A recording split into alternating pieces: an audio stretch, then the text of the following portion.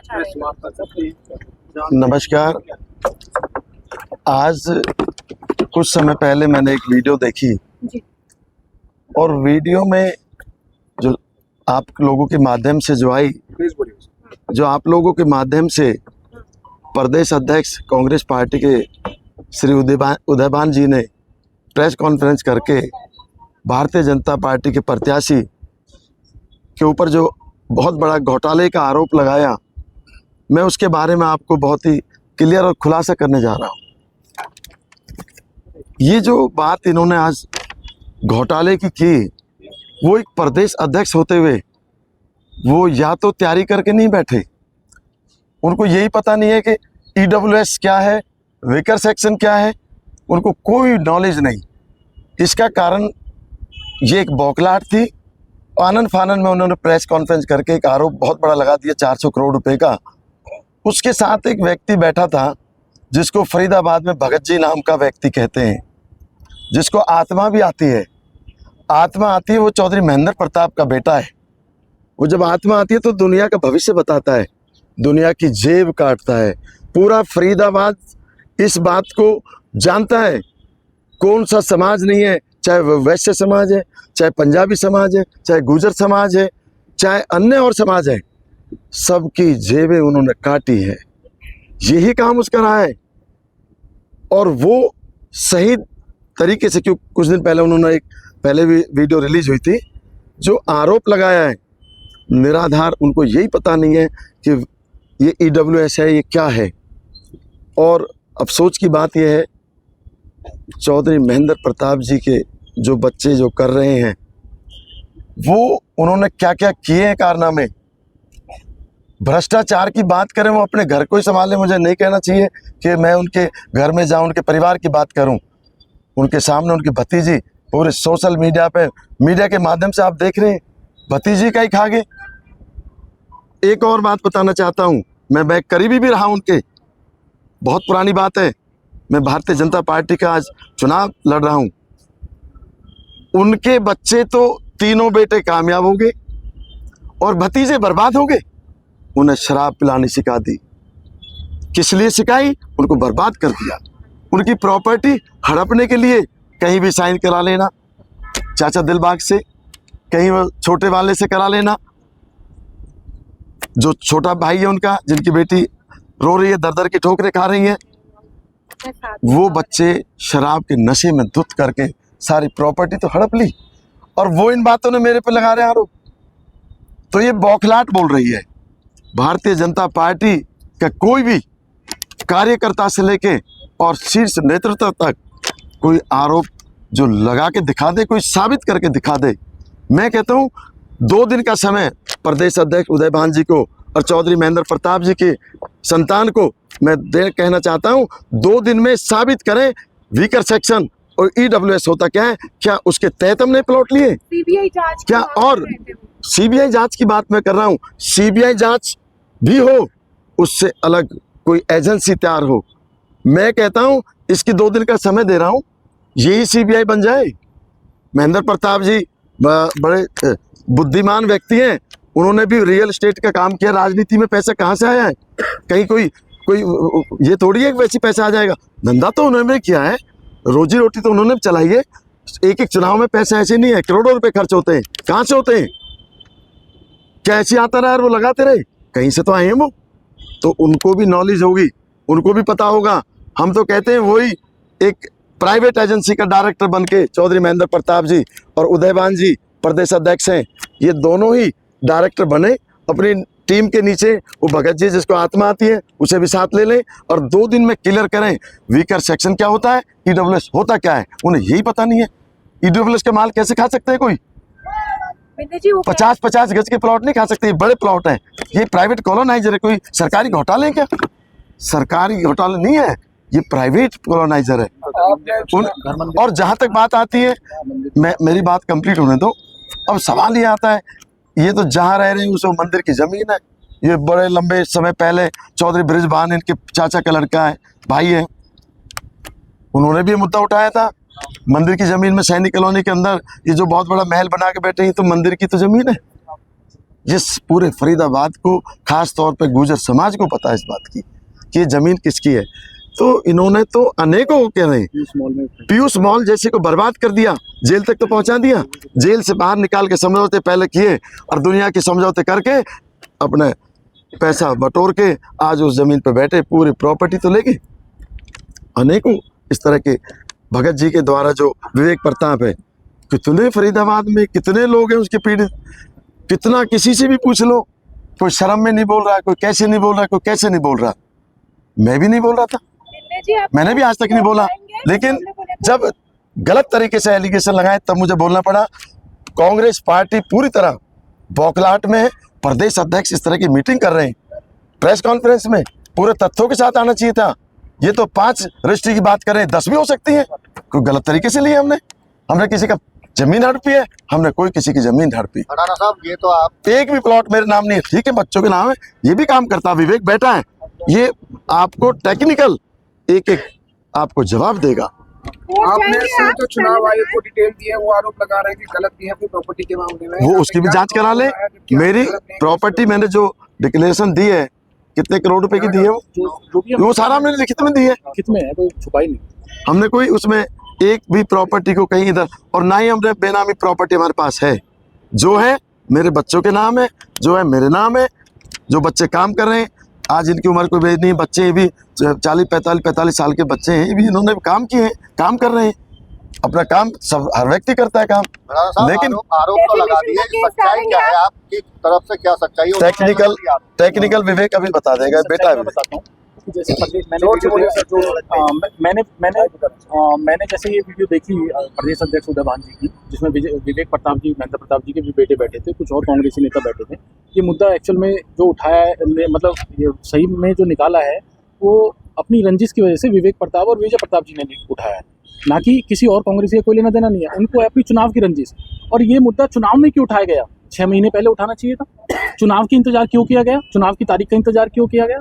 अब आते हैं EWS। अब देखो, सब जानते हैं कांग्रेस ने प्रॉपर्टी डीलिंग का काम किया है उदय साहब ने, और उदय भान जी ने भी किया है, बहुत नजदीकी रहे, प्रॉपर्टी का काम किया है, तो उन्हें तो प्रॉपर्टी की नॉलेज होनी चाहिए। अब जब प्रेस वहाँ बैठी थी, जो भाई हमारे यहाँ होंगे, तो उन्होंने कोई डॉक्यूमेंट तो लिया होगा उनसे EWS का। भाई हमारे पास तो EWS का कोई डॉक्यूमेंट है ही नहीं, हम कहाँ से देते आपको? जब हमारे पास है ही नहीं तो दे तो नहीं सकते, पर उनके पास वो डॉक्यूमेंट हैं तो वो आपको देने चाहिए। लेकिन वो डॉक्यूमेंट हम मतलब अभी तक हमारे सामने ना तो प्रेस के माध्यम से आए, ना कांग्रेस के माध्यम से आए। तो वो जो इस तरह की जो मतलब षड्यंत्र रचा जा रहा है, जिससे कि वीडियो देख के आदमी नई नई चीज़ें सोचने लगे कि हाँ EWS होगा।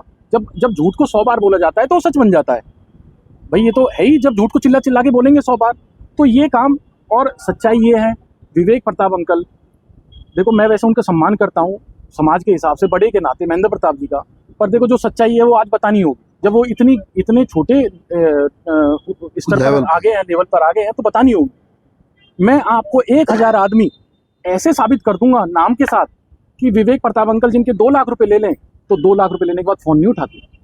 और ये आपको प्रेस वालों को भी पता होगा। 20 लाख रुपए मेरे, चलो हमें नहीं चाहिए। ईमान धर्म से चौधरी महेंद्र प्रताप जी को सब कहते ईमानदार व्यक्ति है, ईमान और धर्म से अपने बच्चों की कसम खाए कि 20 लाख आज से 15 साल पहले मेरे से विजय प्रताप लेके गया था, आज तक वापस नहीं किए। चुनाव में भी उन्होंने कोशिश की 20 लाख वापस करने की। हमें चाहिए भी नहीं। हमने कहा हमें तुम खागे, खा जाओ, दुनिया के खागे, वो दुनिया के खागे, कोई ऐसा छोड़ा नहीं जिसके ना खाए। चलो वो बात एक अलग है।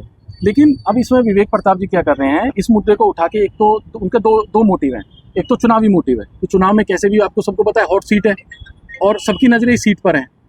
क्या जब उन्होंने प्लॉट की रिकॉर्ड दिया उदय भान जी ने, तो जब कैलाश बैसला जी को जब वो टिकट दे रहे थे, तो तब उनके मर्डर की लिस्ट नहीं देखी थी? टिकट देते टाइम कितने मर्डर किए हुए? भाई ये तो पूरे फरीदाबाद को पता है, वो तो गूगल पे सर्च कर लो, आप अभी निकल जाएंगे। तो तब क्या वो लिस्ट नहीं थी? जैसे प्लॉटों की लिस्ट है उनके पास। अब मेरे नाम 1 प्लॉट है और 2 प्लॉट है और 20 प्लॉट है। दुनिया के पास है जमीन जायदाद, मेरे पास अकेले के पास जमीन जायदाद है क्या? प्रॉपर्टी का मैं काम कर रहा हूँ, पिताजी पैसा दे के लिए, पिताजी उससे पहले प्रॉपर्टी का काम करते रहे। अगर वो EWS साबित कर दें, भाई देखो बात तोड़ की होनी चाहिए। या तो वो EWS साबित करे विवेक प्रताप जी, महेंद्र प्रताप जी और उदय भान जी, डॉक्यूमेंट में साबित होंगे, डॉक्यूमेंट से बाहर तो कोई चीज़ साबित नहीं हो सकती। अगर वो ये चीज़ साबित कर देते हैं तो भाई या तो उदय भान जी उसी दिन इस्तीफा दे के प्रेसिडेंट पद से इस्तीफा दे दें, और महेंद्र प्रताप जी अपनी त्याग कर दें, विजय प्रताप जी त्याग करें अपनी राजनीति का, या हम छोड़ेंगे राजनीति। दो में से एक काम होगा। अगर उनकी चीज सही है तो दो में से एक काम होगा, या तो हम छोड़ेंगे राजनीति, वो साबित करेंगे, और नहीं तो वो छोड़ेंगे। उदय भान जी ने, अब ये क्या है, दूसरा मोटिव बताता हूँ। ये तो एक मोटिव था चुनाव, दूसरा मोटिव है ब्लैकमेलिंग। अब इनका स्तर ये आ गया है, पहले विवेक प्रताप जी ने काम किया फाइनेंस गाड़ियों का, आपके नाम से फाइनेंस कराई, किस्तें नहीं भरी, मेरे नाम से फाइनेंस कराई गाड़ी, और महेंद्र प्रताप जी उस गाड़ी में घूमते रहे। आज से 20 साल पहली बात बताता हूँ, हम जैसे लोग मुझे ब्लैक लिस्ट करा दिए इन्होंने बैंक में, किस्तें नहीं जमा करी। ऐसी हरकतें ये करते हैं। लास्ट आ गई ब्लैकमेलिंग। चौधरी महेंद्र प्रताप जी तीनों बच्चों की, वो ईमानदारी से धर्म खा के कहे कि मेरे बच्चे ईमानदार हैं। भाई मैं ईमानदारी से कहता हूँ, राजनीति तो छोड़ दूंगा, अगर मुझे कहते हैं कुछ घर से भी निकल जा तो वो भी मैं संन्यास ले लूंगा। अगर वो अपने बच्चों के लिए प्रेस में ये बोल दें ना कि उनके बच्चे उनके बच्चे पूरे फरियाद के पैसे नहीं खा रखे उनके बच्चों ने, जो SRS और जो पीयूष को संरक्षण देने वाला कौन था, सारी मीडिया को पता है। पीयूष को संरक्षण देने वाले विवेक प्रताप उनके घर पे ही तो फैसले होते थे, और कितने गरीबों के पैसे मरवाए, इन्होंने तो मरवाए। तो कहने का मतलब है। और दूसरा मोटिव है ब्लैकमेलिंग। इनकी एक डिमांड है, वो हमारे किसी एक आदमी के थ्रू मैसेज भी आया 2 महीने पहले, इग्नोर कर दी हमने बात, कि हमारा क्या मतलब, अरे दुनिया प्लॉट खरीद रही है, बेच रही है, अगर हमने भी कहीं प्रॉपर्टी ली है तो उसमें दिक्कत क्या है। और EWS के प्लॉट क्या, कभी आपने सुने क्या कोई पॉलिसी है EWS प्लॉट की जो 100 गज से ऊपर हो? मैंने प्लॉट खरीदा 250 गज का खरीदा, 270 गज का खरीदा। EWS के प्लॉट तो 100 गज का होता है और मिनिमम साइज 60 गज का होता है। तो ये EWS कहाँ से हो गया? वो डॉक्यूमेंट ढूंढ रहे हैं। अगर वो डॉक्यूमेंट दे दें EWS के प्रदेश अध्यक्ष जी, महेंद्र प्रताप जी, विजय प्रताप जी और विवेक प्रताप जी, तो जिन शर्तों पे जैसे वो राजनीति छुड़ाना चाहें, हम तैयार। तो सर आप काउंटर अटैक करेंगे? विवेक जी सवाल ये है कि अगर EWS के नहीं है तो वे किसके हैं, और क्या आपने 1 to 1 प्रॉपर्टी खरीदी है या एक साथ सबके ड्रॉ हुए हैं? क्या ड्रॉ में निकले हैं वो प्लॉट, ये जो प्लॉट, या क्या ये NPNL के हैं? हाँ, देख ये NPNL नहीं बोला उन्होंने बोला EWS NPNL के हैं नहीं, वो हम बताएंगे ना। NPNL प्लॉट हर बिल्डर के पास होता है। बिल्डर, सरकार उसका रेट तय करती है, और वो बिल्डर जो सरकार रेट तय करती है उन रेटों पे प्लॉट दे देते हैं। क्या 10-20 प्लॉट एक आदमी खरीद सकता है? क्या कंडीशन है ऐसी? नहीं, कोई कंडीशन नहीं है। कितने खरीद सकता है? कितने भी खरीद सकता है, कोई कंडीशन नहीं है। हाँ, मतलब कितने भी खरीद सकता है, कितना भी, कोई कंडीशन नहीं है। एफिडेविट बाकायदा उसमें देना होता है, क्या आपने कोई एफिडेविट नहीं, कोई एफिडेविट नहीं देना होता, नहीं देना होता? नहीं, कोई नहीं देना होता। आप कॉलोनाइजर हो, आपने दिए, आप प्राइवेट कंपनी है। आपको कैसे पता चला कि ये प्रॉपर्टी यहाँ प्लॉट बिक रहे हैं, ये बता दें। हमें कंपनी से पता चला। कैसे चला, क्या माध्यम क्या था? कंपनी में हम काम करते हैं। आपके पास आए, आप उनके पास गए, या बिचौलिया कोई गया? नहीं, हम कंपनी रियल एस्टेट का काम करते हैं, कंपनी में काम करते हैं। ये क्षेत्र, ये अगर ग्रीनफील्ड, लेकवुड, चामवुड, यहाँ पर ये क्षेत्र में हम काम कर रहे हैं रियल एस्टेट का। क्या कोई ऐसी कंडीशन थी कि एक इंग्लिश के अखबार में तो हिंदी के अखबार में, वो भी कम से कम 10,000 का सर्कुलेशन अखबार का हो, उसमें विज्ञापन देना है? नहीं, देखो वो अगर कोई कंडीशन होगी वो कंपनी की होगी, हमारी कोई कंडीशन नहीं थी। हम तो अलॉटी है। मतलब आपने अखबार में नहीं देखा? नहीं, हमने अखबार में नहीं देखा। हमें जानकारी तो, हमें तो कंपनी से, हम तो रियल एस्टेट में काम करते हैं, प्लॉट बेचना, खरीदना, बिल्डिंग बनाना, हमारा तो काम ये है ही। हमें तो कंपनी से पता चला है, अखबार से हमारी नॉलेज नहीं थी, और ना हमारी अखबार की कंडीशन ना हमें पता। ये आप मान रहे हैं कि NPNL के हैं ये? हाँ, NPNL का प्लॉट होता है। देखिए गरीब और नहीं, गरीब फर्क है। एक सेकंड, हाँ, NPNL होता क्या है? No profit no loss. ठीक है, फिर क्या हुआ? उसी के है ना ये? हाँ, क्या दिक्कत है? हाँ, दिक्कत कहाँ आ गई? आप ये भी मान रहे हैं कि कोई कंडीशन नहीं है, आप 10-20 प्लॉट भी चाहें तो एक आदमी खरीद सकता है? देखो, एक आदमी कितने भी खरीदे, पर मैंने तो एक लिया है। मुझे नहीं पता किसी ने 20 लिए होंगे, मैंने तो एक लिया है। जो कमेटी बनाई गई, कमेटी ने जिसने ड्रॉ निकाला, उसमें आपके भाई भी दिख रहे हैं वीडियो में। नहीं, कमेटी में कोई मेरा भाई नहीं है। मेरा भाई था भी नहीं कोई कमेटी में। और जो ड्रॉ निकाला है वो सरकारी अधिकारी ने निकाला था। अंकुर आपके भाई का नाम है? हाँ, अंकुर मेरा छोटा भाई है। वो उन्होंने भी अप्लाई किया था। वो जो कमेटी बैठी है, उस कमेटी में जो नहीं, कमेटी नहीं बैठी। कोई ड्रॉ में कोई कमेटी नहीं बैठती, कोई कंडीशन नहीं है कमेटी की। वहाँ पर तीन लोग सिर्फ एक उसमें अपने नंबर लिख रहे हैं। जो 3 लोग हैं वो नंबर लिख रहे हैं कि कौन सा प्लॉट किसका है, उसकी डिटेल लिख रहे हैं, बस। उसके जैसे एक सवाल इससे ही बनता है कि आप कह रहे हैं कि 10-20 प्लॉट एक आदमी भी खरीद सकता है, तो फिर ड्रॉ प्रक्रिया क्या है? जो अप्लाई करेगा भर सकता है? नहीं भाई, ड्रॉ प्रक्रिया ये है कि अगर प्लॉट है 10 और आपके पास एप्लीकेशन आई 15, तो ड्रॉ तो होगा ही ना। आप कैसे 10 को अपनी मर्जी से दे दोगे? नहीं, आप कह रहे हैं ना कि ले सकता है आदमी अगर चाहे तो। नहीं, एप्लीकेशन अप्लाई तो एक ही अप्लाई करनी पड़ेगी ना। ड्रॉ से मिले ना आपको? हाँ, मैं हाई कोर्ट गया, मैं हाई कोर्ट जाने के बाद ड्रॉ का ऑर्डर लेके आया, कंपनी बिना ड्रॉ के दे रही थी। कंपनी नहीं दे रही थी। ये ड्रॉ हुआ कब? ये ड्रॉ हुआ अक्टूबर में। कंपनी जो दे रही थी, कंपनी तो अपनी मर्जी से किसी को भी दे सकती है, लेकिन हम हाई कोर्ट गए, हाई कोर्ट में हमने कहा एनपीएनएल स्कीम कंपनी की है, गवर्नमेंट की है? ये कंपनी की है। जो एनपीएनएल कंपनी की खुद की अपनी पर्सनल स्कीम है, जो इनका बायलैटरल एग्रीमेंट होता है उसके अंडर होती है। टाउन एंड कंट्री प्लानिंग की इसमें इन्वॉल्वमेंट क्या है फिर? उन्होंने कमेटी क्यों बनाई? डीसी के नहीं, वो तो कॉलोनाइजर मांगता कमेटी। कॉलोनाइजर का ही मामला है। नहीं, कॉलोनाइजर कमेटी बनवाता है सरकार से। नहीं, उसकी डिमांड क्यों बनाएगी? उसकी नहीं, सरकार ने नहीं बनाई।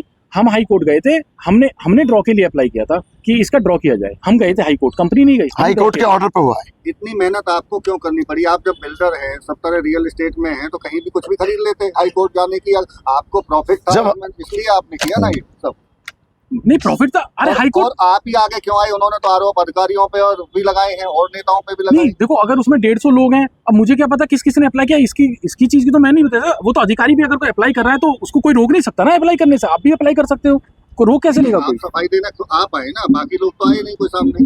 आपको नहीं, हमारा नाम लिया है। नहीं, इलेक्शन चल रहा है, गलत बात। हमारा इलेक्शन हाँ, हमारा इलेक्शन चल रहा है, हमें बदनाम करने के लिए क्या है? बदनाम करने के लिए, इसलिए हमें प्रेस कॉन्फ्रेंस करनी पड़ी। उसमें अधिकारी का भी नाम लिया। नहीं, अधिकारी वो अपनी सफाई देगा, हम अपनी दे रहे हैं। हमें थोड़ी सुनो, मैं बहुत क्लियर बता रहा हूँ मीडिया के सामने, साबित तो कर दे। क्या बात कर रहे हो? कॉलोनाइजर ने, हमने एप्लीकेशन मूव करी है, हम कोर्ट गए हैं, हमने कोर्ट से कोर्ट जब ये ड्रॉ नहीं कर रहे थे तो हम कोर्ट चले गए, कोर्ट ने ऑर्डर करे, कोर्ट का ऑर्डर पर ड्रॉ हुआ। ड्रॉ में वो लोग बैठे जिनकी एप्लीकेशन थी, आप नहीं बैठ सकते थे वहां। आप कोई नहीं बैठ सकता था। आपकी तरफ से कितने आवेदन किए गए थे? मेरी तरफ से, मेरे परिवार का था। हर आदमी अपने परिवार का ही करता है। कितने किए गए? हमने आवेदन अपने परिवार के 5 किए थे, 4 या 5। 5 के 5 आपको मिल गए? नहीं, और भी किए। नहीं, वो तो फिर निकले नहीं थे ना। अच्छा, 5 के 5 मिल गए। नहीं करे तो और भी थे, निकले नहीं, लेकिन 5 ही निकले नहीं। और आवेदन तो और भी कर दिए, कितने भी कर सकता है आवेदन, कोई भी कर सकता है। कोर्ट जाएंगे अगर मान लीजिए गलत नहीं कुछ साबित कर पाते हैं तो फिर कोर्ट नहीं, हमें तो कोर्ट जाने की कोई ऐसी। देखिए, हमें जाने की आवश्यकता क्या है? नहीं करेंगे। हाँ, उसके लिए भी विचार करते हैं। ये तो अभी 1 घंटे पहले की बात है, उसके लिए विचार करना पड़ेगा कि हमें करना क्या है। आप 2 दिन का समय बोल रहे हैं, वो उनके लिए 2 दिन में साबित करना। EWS वीकर सेक्शन की बात करी है उन्होंने, नहीं कर पाए तो उसके बाद सर 2 दिन में वो अपने पद से इस्तीफा दें। नहीं इस्तीफा भाई, आप मानहानि नहीं करेंगे भाई। आपके उसके बाद पहले 2 दिन का तो समय, 2 दिन के बाद की बात करेंगे ना। पहले 2 दिन का समय, नहीं, मानहानि पे भी जाएंगे, उसके बाद जाएंगे हम। अभी उन्होंने आप पे या तो 2 दिन में जवाब दें, उसका जवाब नहीं आएगा तो फिर हम कोर्ट मूव करेंगे, कंडीशन उसमें उसको नोटिस भी देंगे। ये एक तो ये अखबार में जो मैंने जिक्र किया वो जरूरी है, उसमें आपने पढ़ी है जी कंडीशन? हाँ, पढ़ी हाँ, दिखाइए है। दिखाइए जी, सर साबित तो कर दो। दिखाइए। लाओ, नहीं ऐसे नहीं, देखो ऐसे नहीं, दूसरा देखो, कंडीशन कोई भैया नहीं, मैं कह रहा हूँ दिखाइए। एफिडेविट की भी है। सर, मैं दोनों चीज मांग रहा हूँ आपसे। मैं आप बात कर लीजिए, मैं इतना निकाल दूंगा। आप नहीं, हाँ जी, आप लेके आओ, नहीं, मैं समझ गया, आप निकालिए। आप निकालो।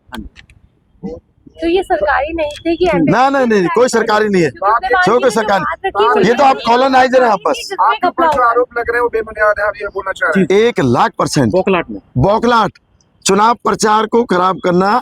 हम जीतते हुए नजर आ रहे हैं, भारतीय जनता पार्टी 46 पार्षद जीत कर आ रहे हैं, इनके पास कोई मुद्दा नहीं है। कांग्रेस बौखलाहट में फोबिया हो चुका है और कुछ भी नहीं है। ऐसी कोई कंडीशन में भी नहीं थी कोई कि condition न्यूज़पेपर में निकालना अनिवार्य है, कोई ऐसी कंडीशन वो नहीं तो कंपनी की होगी। आप कॉलोनाइजर आप निकाले ना, वो तो उनको, हाँ हमारा तो, हाँ आपको क्यों लगता है आपको टारगेट किया गया? 46 लोग हैं तो आप ही क्यों? देखिए, ये इलेक्शन ऐसा हो गया पूरे फरीदाबाद में, मेरा इलेक्शन कुछ और सीट हो गई क्योंकि विजय प्रताप को हराने में भारतीय जनता पार्टी के इस कार्यकर्ता का बहुत बड़ा रोल है। यही एक रंजिश है, यही रंजिश है, यही फोबिया हो रहा है, यही उनको भय खा रही है। वो ML होता भारतीय जनता पार्टी के कार्यकर्ताओं में, हमारे जितने भी कार्यकर्ता इस क्षेत्र में थे, चाहे वो वीरेंद्र बढ़ाना था, चाहे वो हरिंदर बढ़ाना था, चाहे वो गजेंद्र था, हमने यहाँ से अच्छी वोटों से उनको लीड दी। और मैं एक बात और बताना चाहता हूँ, बात चल रही है तो, जब ये चुनाव चल रहा था, एक दिन पहले मेरे ऑफिस पे भगत जी, जिसको आत्मा आती हैं, विवेक प्रताप, मेरे ऑफिस पर मेरे भाई के साथ पहुंचा कि भाई तुम यहाँ पर पैसे बांट रहे हो। फिर उसकी उन्होंने सब कुछ देखा, ऐसा कुछ था ही नहीं। थोड़ी देर बाद विजय प्रताप स्वयं 50 लड़कों के लेके मेरे यहाँ पर हमला कर दिया। मैं था नहीं, छोटा बेटा था, उसने कहा अंकल आप क्या कर रहे हो, सब आप एक प्रत्याशी हो कांग्रेस के, आप ऐसा क्यों कर रहे हो? बौखलाहट में वो यहाँ भी चढ़ गए। उसके बाद मैं वीडियो दिखा दूंगा आपको, मेरे ऑफिस पे कैमरे लगे हुए। उसके बाद थोड़ी देर बाद मैं घर था, विजय प्रताप ने बाहर से ललकार की और विवेक प्रताप से मैंने तब भी कहा कि अच्छा नहीं कर रहे, आप जाइए, आपको बधाई देता हूँ, आप जाओ, आप जीत गए। मैंने यहाँ तक हाथ जोड़ के उनको भेजा, लेकिन उन्होंने बदतमीजा की। वो रंजिश को लेकर आज प्रदेश अध्यक्ष कांग्रेस पार्टी के उदयभान जी को लेकर पूरे कांग्रेस के साथ एक प्रेस कॉन्फ्रेंस करके ये बदनाम करने के लिए इनको जीत भारी मतों से जीतती हुई नजर आ रही है। एक तरफा चुनाव हो रहा है, ये सच है, ये सच है। आप 2 तारीख को देख सकते हैं। जब बात पुरानी है तो पुराने हमने वो दौर पे देखा, जब 2009 में महेंद्र प्रताप जी कांग्रेस की टिकट पर खड़े थे तो आपने अपने ऑफिस में कांग्रेस का इकलौता कार्यालय बनाया। मैंने बनाया था, मैं 13 से पहले की बात करता हूं। मैं 30 साल पुरानी बात तब मैं करता था, मैं था उनके साथ, तो मैंने तो उनकी ईमानदारी भी देखी। मैं धर्म खाता था, चौधरी महेंद्र प्रताप जी ईमानदार हैं, लेकिन जब देखता था पीछे बच्चों के हालात, उनके जैसे जैसे उनकी उम्र बढ़ती चलेगी और वो अपने साथियों को ही शुरू कर दिया जी लूटना।